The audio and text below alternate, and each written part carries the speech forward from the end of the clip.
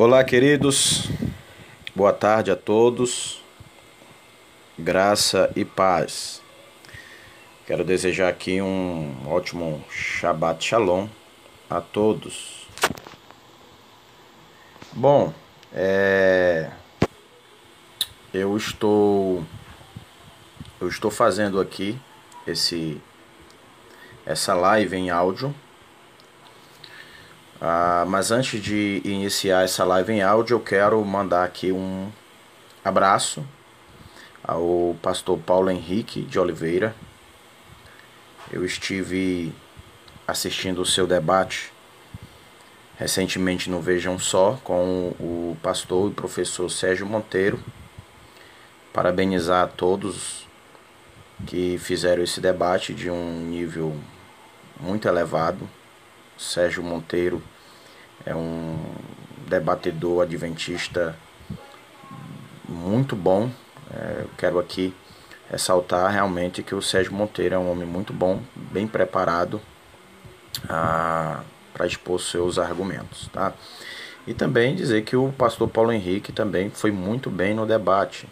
Eu gostei demais. Entre os debatedores que tiveram no Veja Só com o Sérgio Monteiro, eu achei que o Paulo Henrique foi o que mais se saiu melhor dentre todos. Apesar de todos que debateram foram muito bem. Queria também mandar aqui um abraço ao Marcos Lima, do grupo Fórum de Teologia. Esse áudio-vídeo também está destinado ao Fórum de Teologia, que vai também para o canal do Fórum de Teologia, a pedido aí do Marcos Lima, que é o responsável pelo grupo. E também esse áudio-vídeo está indo também para o meu canal Jorge B. Filho. Peço que vocês curtam, compartilhem o conteúdo para que esse canal ganhe mais espaço aí nas redes sociais, especificamente no YouTube. No debate, eu observei uma citação do pastor professor Sérgio Monteiro a respeito da literatura apocalíptica, J.J. Collins. Ele menciona J.J. Collins e que a obra é a imaginação apocalíptica. E ele falou um fato que é verdade, tá? Um fato que é verdade. As literaturas apocalípticas, elas não podem realmente, em sua maioria, ser tomada de uma forma literal. Apesar de não ser tomado de uma forma literalista, isso não quer dizer que o seu conteúdo ali não tenha uma ideia por trás daquele conteúdo ali apocalíptico, né? Cheio de figuras, de símbolos, de alegorias, né? Então o conteúdo desse vídeo aqui vai ser sobre a literatura apocalíptica e o Novo Testamento.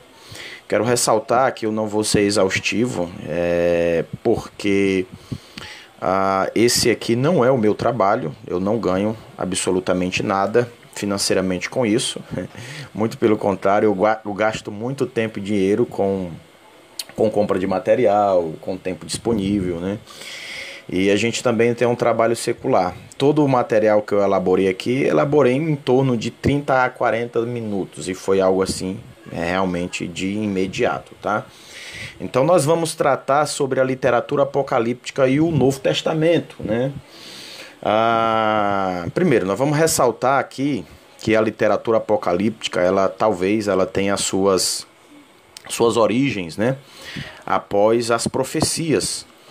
Quando se encerra as profecias, houve aquele período de silêncio de profecia, né? Houve então o barulho das literaturas apocalípticas. Então a literatura apocalíptica talvez ela tenha a sua origem ali após as profecias, né? Alguns estudiosos até chegam à conclusão que a literatura apocalíptica ela é cria da profecia, né? Cria da profecia também com adaptações estrangeiras, principalmente do dualismo persa. Hoje alguns trabalham já com algo mais antigo, como a questão da influência Ciro Cananeia, tá? Ciro Cananeia. Outros também estudiosos vão dizer que a Apocalipse, como eu citei, é cria, né, da profecia. E o fato de apocalíptica, alguns dizem que a apocalíptica deve ser cria, né, da profecia. E se ela é cria da profecia, alguns chegam à conclusão que ela é legítima, né? E se ela for uma importação pérsia ou Ciro Cananeia, não é autêntica, né? Não é autenticamente bíblica, né? Só que isso não é verdade. Mesmo a literatura apocalíptica, ela sendo uma importação estrangeira do dualismo persa, isso não significa que ela não seja autêntica, né? Esses argumentos eu acho muito defeituoso. Por quê, JB? Porque as fontes, né, a partir das quais se desenvolve a ideia, ela não determina o valor inerente das ideias. Então, o fato da fonte ser estrangeira não significa que não determina que o valor inerente dessas ideias sejam verdadeiras, né? Isso é muito comum na própria literatura bíblica. Você pode ver até no Taná, né? na Torá. Muito das ideias centrais da própria Taná, de qualquer modo, elas foram adaptadas da mitologia dos cananitas, né? E outros povos do Oriente Próximo. Quando a gente observa ali o povo da Mesopotâmia, do Oriente Próximo, antes mesmo da formação do povo hebreu, muito dos conceitos que foram formulados aí na Torá, elas já eram existentes entre os povos, né? Por exemplo, os próprios egípcios, eles já tinham a concepção de uma arca, né? A arca de Anubis. Eles tinham a concepção do templo, de sacrifícios para aplacar a ira da divindade devido ao pecado. O santo dos santos, né? Você já consegue ver sacerdotes nas religiões daqueles povos, né? Você consegue ver uma espécie de dízimo, né? Até o Shabatu, né? Tem o Shabatu babilônio, falado por Jevon Hadi na sua teologia do Antigo Testamento, né? Então, se a gente quiser descredibilizar as literaturas apocalípticas pelo fato de vir de uma área estrangeira, então nós vamos ter que descredibilizar aí muita coisa da Torá, porque muita coisa da Torá, antes mesmo do povo existir e compilar toda o Taná, já era bem existente entre esses povos, tá? Então é isso, muitas das ideias centrais da Bíblia, de qualquer modo, elas foram adaptadas do pensamento cananeu ou de outros povos do Oriente Médio, né? O fato, gente, é que as literaturas apocalípticas, ela tem uma assimilação, né, muito profunda com o dualismo persa, né? Então, vários estudiosos já assinalaram uma afinidade entre a revelação apocalíptica e a sabedoria mântica dos caldeus, né? O próprio Daniel, aí no livro de Daniel, que é uma literatura também considerada apocalíptica, no capítulo de número 1 ao capítulo de número 6, Daniel ele opera como um sábio babilônico, né? Habilidoso na interpretação de sonhos, né? A própria figura de Enoque, em certa medida, é moldada como a figura de Emenduraque, que foi o fundador de Gildar, né, de Baros, né, e os adivinhos da Babilônia, né? Então, as literaturas apocalípticas, ela tem várias características, né, vários aspectos literários. Quais são os aspectos literários da literatura apocalíptica, né? Primeiro, as literaturas apocalípticas, elas têm uma expectativa urgente sobre o fim, né? Urgente sobre o fim.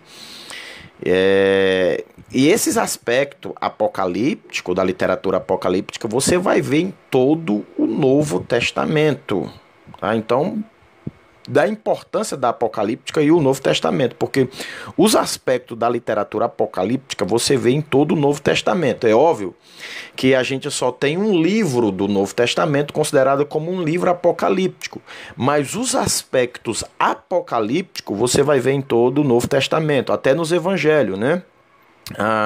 Como essa primeira caracterização, né? Expectativa urgente sobre o fim, né?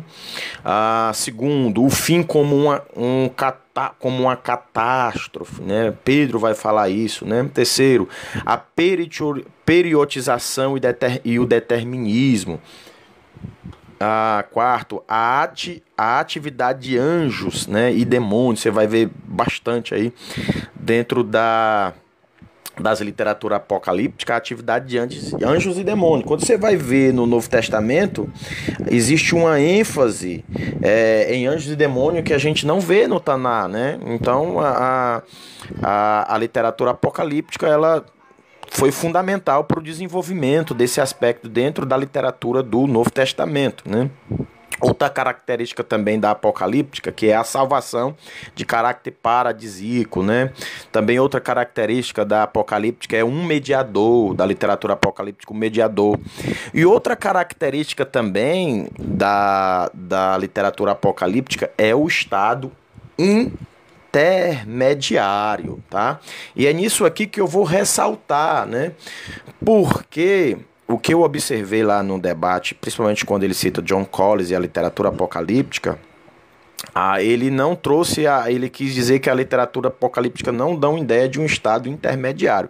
Se foi isso que ele quis dizer, né, o pastor que eu admiro muito aí, o pastor Sérgio Monteiro, eu acredito plenamente que ele está equivocado, porque uma das características da literatura apocalíptica é o estado intermediário, tá? Então você vê aí a literatura possuindo essas características. Uma delas é o estado intermediário, né? É óbvio que nem todos esses elementos elas são vistas em todas as literaturas apocalípticas, né? Mas é muito comum, né, esse papel literário na apocalíptica. Inclusive, gente, todas essas características, como eu falei, apocalíptica, ela é vista em todo o Novo Testamento, né? Apesar de nem todo o Novo Testamento ela ser uma literatura apocalíptica, como eu ressaltei. O Apocalipse de João de Patmos, né, que é realmente uma literatura apocalíptica. Tem um autor chamado Caseman, que é muito conhecido. Ele demonstra muito bem, né, que a literatura apocalíptica ela teve um papel importante para a formação do cristianismo no primeiro século. Então, o Caseman diz, né, apocalíptica foi a mãe de toda a teologia cristã. E eu vou ressaltar aqui que as literaturas apocalípticas falam de vida após a morte, de estado intermediário, né? O professor até citou aí a obra de Enoque Etíope. Enoque Etíope, no capítulo de número 22, eu gostaria de ler.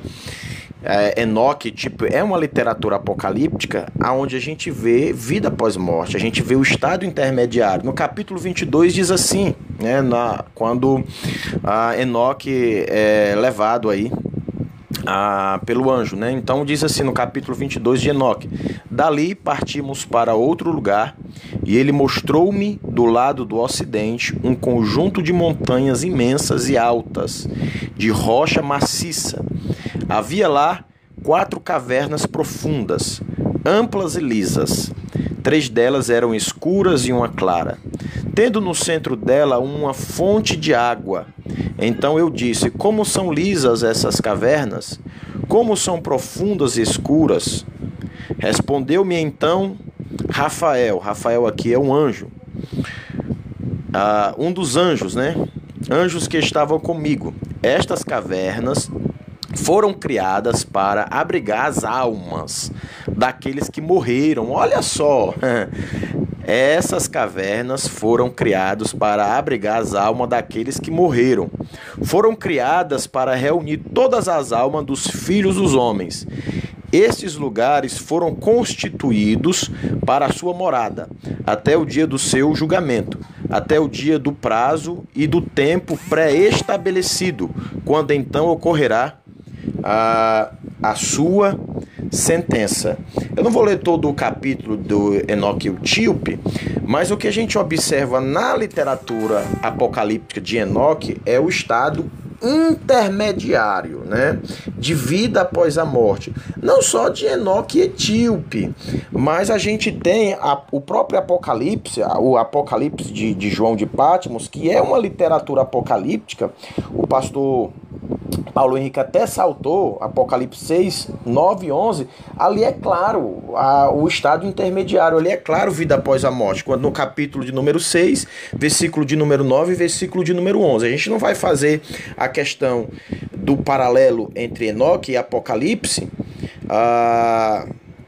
porque existe um ponto que diverge, porém o conteúdo de vida após a morte, de estado intermediário, é gritante em toda a literatura apocalipse, inclusive na literatura apocalipse de João de Patmos, né?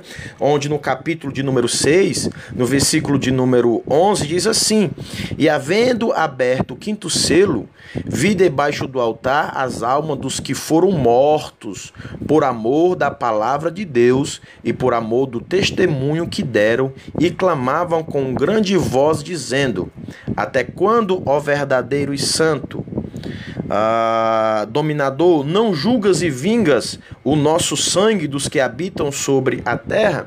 Então, outra característica da apocalíptica é que a apocalíptica ela está dentro desse contexto de opressão, onde o povo de Deus está sofrendo opressão por parte do império, está sendo perseguido, há um derramamento de sangue. Então a literatura apocalíptica surge dentro desse cenário, trazendo a ideia de que o juiz de todo mundo irá julgar, né? Irá trazer juízo. E é justamente essas almas clamando aqui no estado intermediário após a morte, clamando por juízo, clamando por justiça, né? Então é nítido você ver tanto na literatura apocalíptica de João, como na literatura apocalíptica de Enoque. Essa é uma das características de Apocalíptica. Você pode ler aí a obra própria citada pelo professor, A Imaginação Apocalíptica, de J.J. Collins. J.J. Collins vai trabalhar também esse aspecto literário, como vida após a morte, dentro da literatura apocalíptica, tá, gente? Então, é isso aí, literatura apocalíptica, tanto de João como de Enoque e tantas outras, fala do estado intermediário. E como o Novo Testamento tem um impacto muito forte dentro dessas literaturas, é óbvio, o estado intermediário é bem visto aí no Novo Testamento, né? É um dos caracteres nítidos em todo o Novo Testamento, é o estado intermediário, tá? Então, shalom a todos, aí um ótimo Shabbat Shalom, final de semana de paz.